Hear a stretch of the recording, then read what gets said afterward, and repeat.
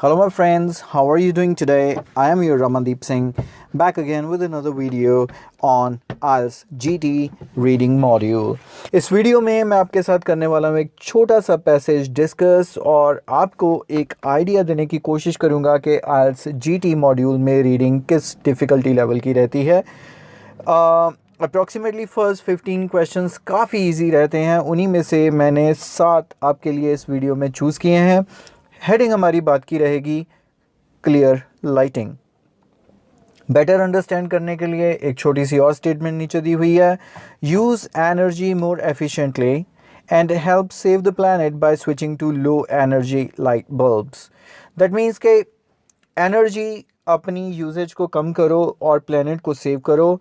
और आप सबको पता है हमारे घरों में कुछ बल्ब यूज़ होते हैं, पहले येलो लाइट वाले यूज़ होते थे, फिर CFL आ गए, आजकल LEDs आ गए हैं। जितनी ज़्यादा एनर्जी कंजम्पशन कम होगी उतना हमारे प्लैनेट के लिए अच्छा है। आइए देखते हैं फर्स्ट क्वेश्चन टाइप क्या है हमारा, और ये 7 क्वेश्चंस हमारे रहेंगे ब्लैंक्स। मैं आपको आइडियाज़ बताऊँगा कि इनको हैंडल कैसे करना है, और यहाँ पे पार्ट ऑफ स्पीच की अंडरस्टैंडिंग आपको बहुत ज़्यादा काम आने वाली है। देखते हैं पहला क्वेश्चन क्या है। If you change your type of light bulb you can save both energy and.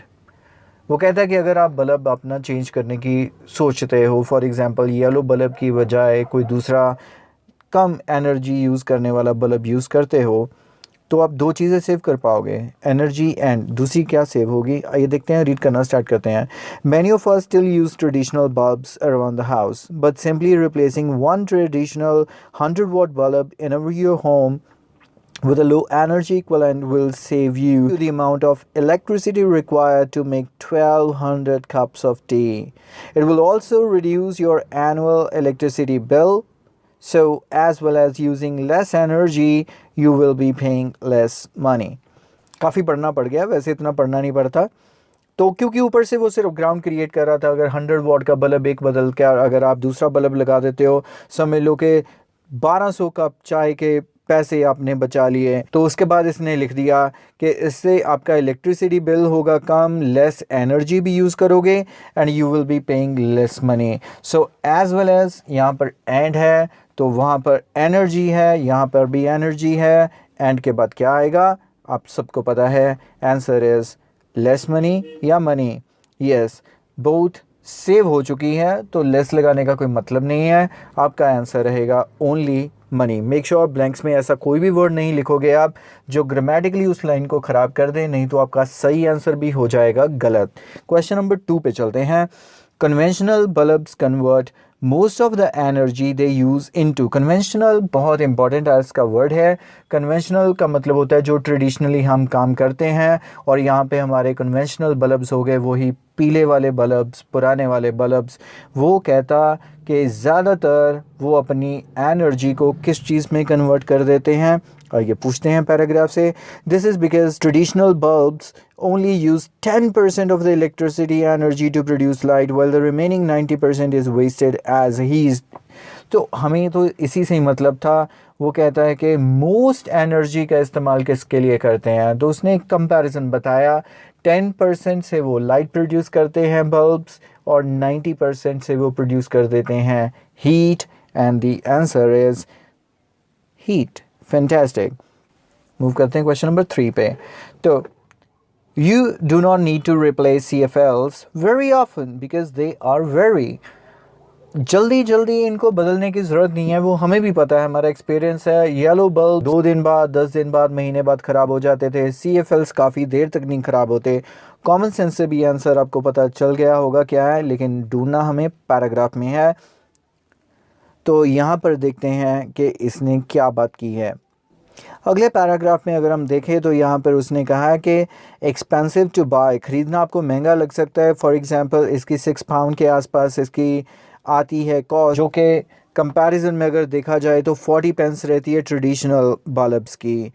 But इसने कहा है they work out cheaper in the long run because they use less electricity and are much more durable, lasting at least 6 times लॉन्गर। I hope आपको understand हो गया है कि इसका आंसर क्या है, कि एक तो ये एनर्जी प्रोड्यूस करते हैं इसलिए आपको सस्ते पड़ते हैं, प्लस ये चलते हैं कम से कम 6 टाइम ज़्यादा।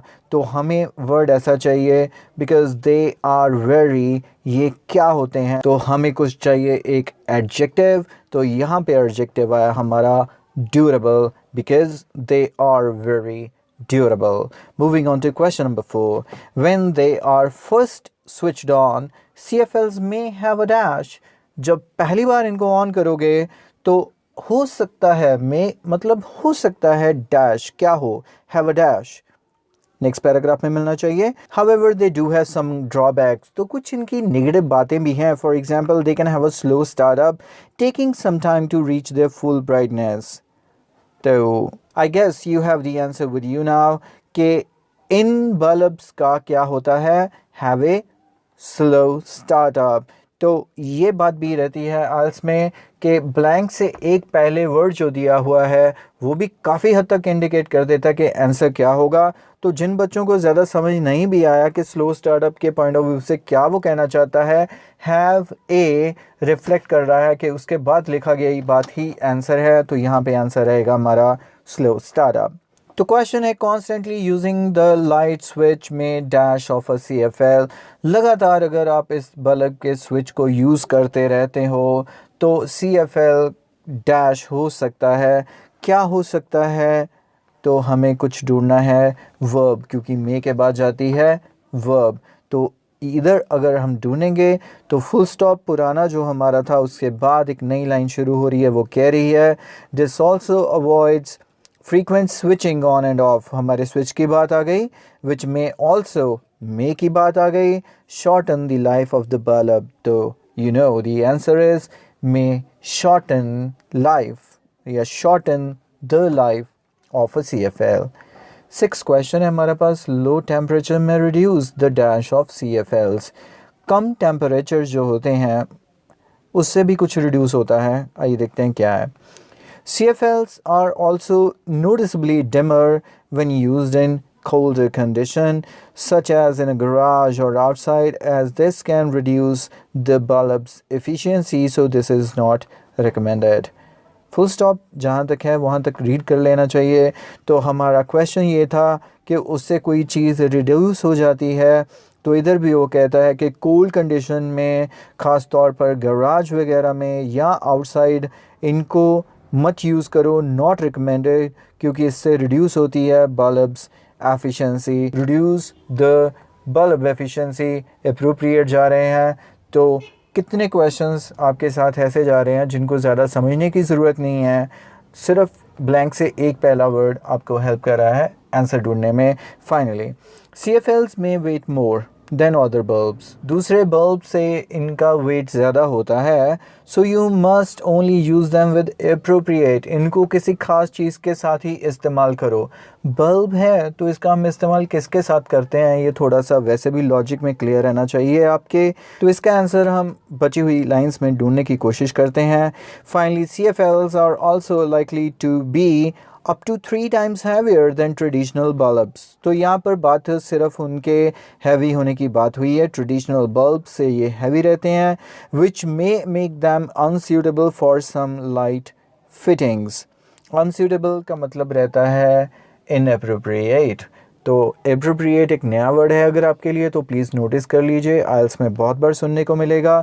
appropriate का मतलब होता है suitable। तो वो कहता है किसी चीज़ के साथ suitable ये नहीं होते। इधर वो कहता कि ये लाइट फिटिंग के साथ अनसूटेबल होते हैं। तो इस फाइनल क्वेश्चन का हमारा आंसर रहेगा appropriate light fittings। So you must only use them with appropriate light fittings। I hope आपने अंडरस्टैंड की, कैच किया कि ब्लैंक्स को जनरल रीडिंग में कैसे डील करते हैं और कैसे इस सिंपल से ट्रिक को ध्यान में रखकर आप काफ़ी आंसर बिना कुछ ज़्यादा सोचे समझे ढूंढ सकते हैं। आई Ramandeep Singh say you good bye right now and I will catch you very shortly with more interesting videos related to IELTS and help you in your IELTS exam.